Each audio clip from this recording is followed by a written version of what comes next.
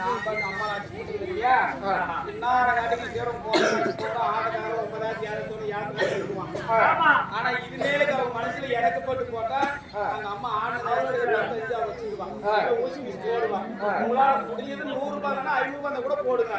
எவ்வளவு போட்டாலும் அந்த அம்மாளுக்கு இல்லைன்னா அதுக்கு முன்னாடி பப்புன் மரியாதை போட்டு செப்பனி போட்டு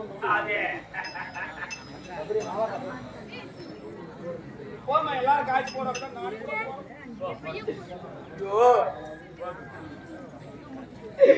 என் தந்தையார் ராமலிங்க செட்டியார் வெட்டி வெட்டி இருக்கிறதா அப்பா உனக்கு முன்பதாகவே தெரிந்து விட்டதா இந்த பாவி வருவா என் மகன் நல்ல வருவா கடைசி என் கிணத்து நான் வெட்டி வைத்து கிடந்து என்ன நினைச்சு கிடத்து வெட்டி வச்சியோ இன்னைக்கு நான் உன் கிணறு தேடி வர போறேனா நீ பெற்ற பிள்ளை வரப்பா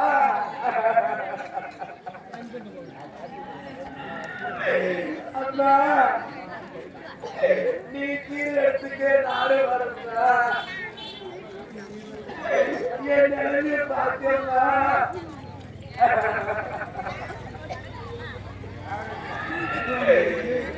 யாருக்கு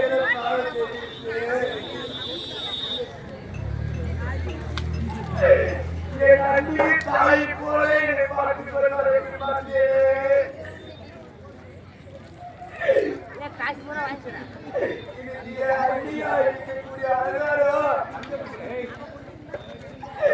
என்னை அடித்து துன்புறுத்தி என்னை கோட்டையை விட்டு போவதற்கு வழி தெரியாமல் நின்று கொண்டிருக்கும் நேரத்தில்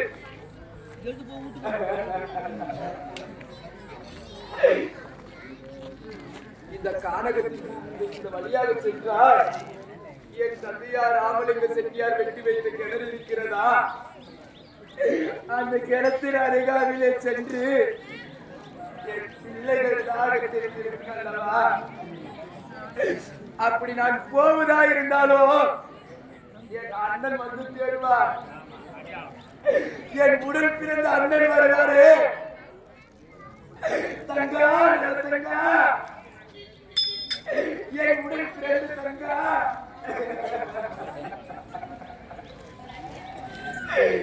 எங்கம்மா இருக்க நாட்டு கட்டி வச்சு நீ எங்கம்மா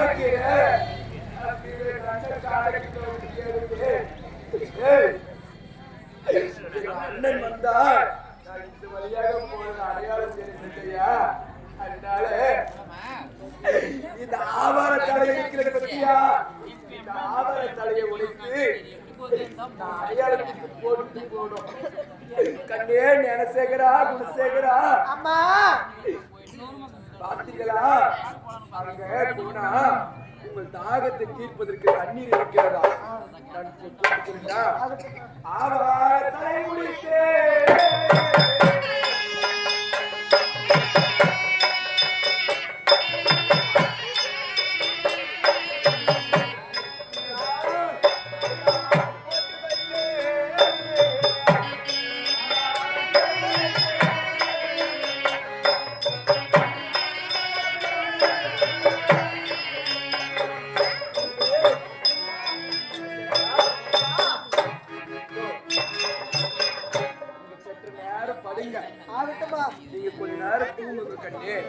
உங்களுக்கு குடிப்பதற்கோ உண்பதற்கோ நானே நீர் போர் கொண்டு வரேன். அதனால கலப்பு தெரியாம சற்று நேரத்தில்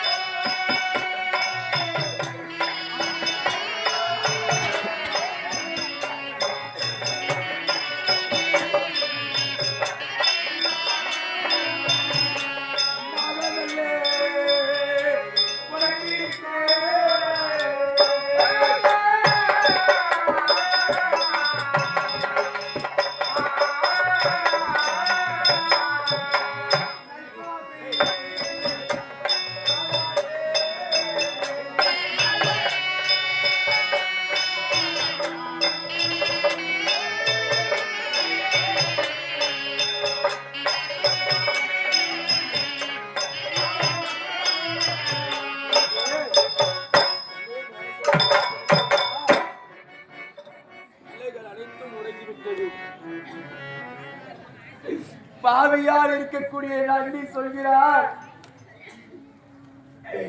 எந்நாட்டிலே உன் நாட்டிலே கால் வைத்தியோ நாளெல்லாம் பஞ்சம் வந்து விட்டது. உனக்கு தெரியாதவள் ஏன் என் நாட்டுக்கு வந்திருக்கிறார்? என் நாட்டுல கால் வச்சுனா தத்துரு வந்துடும்.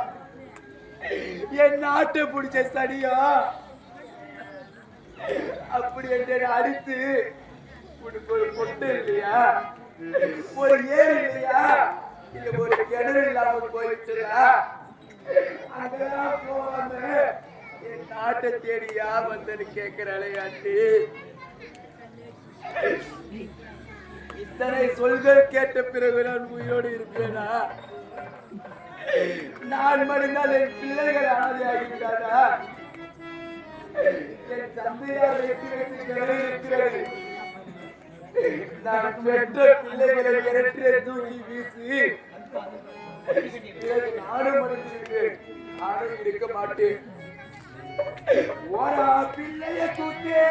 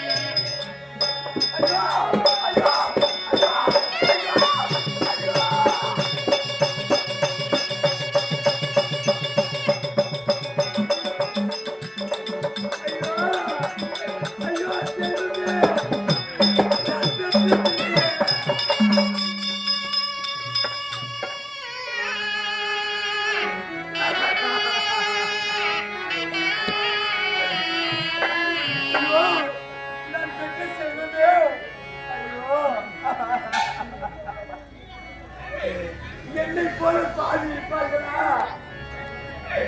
இந்த உலகிலே என்னை போல கொடுமைக்காரியாக இருப்பார்களா? ஐயோ இறைவா, உனக்கு கூட கண் இல்லாமல் போயிட்டுதா?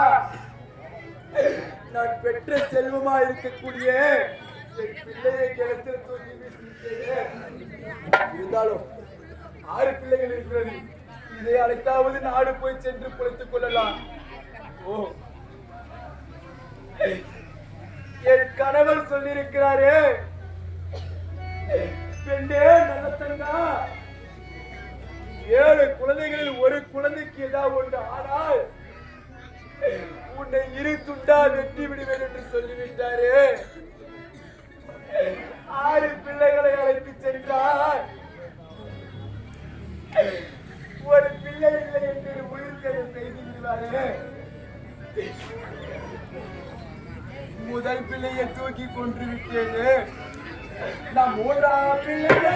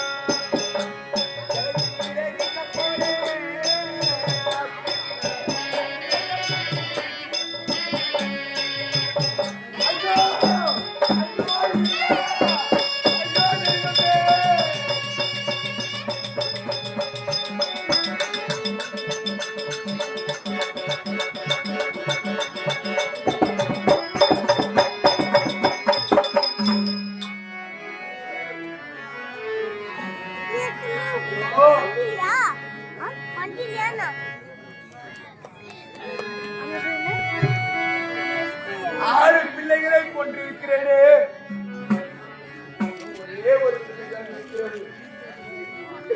அந்த பிள்ளையோ கொன்ற பிறகு நான் வாழ மாட்டேன். என் பிள்ளைகளை கொன்ற பிறகு நான் மட்டும் ஏன் வாழ வேண்டும்? நானும் இதே கிணற்றில் இருந்து மனைவி இந்த ஒரு பிள்ளையை தூக்கி கிணற்றில் வீசிட்டு நானும் உயிரை விட்டுடுவேன். நான் ஏழா பிள்ளையை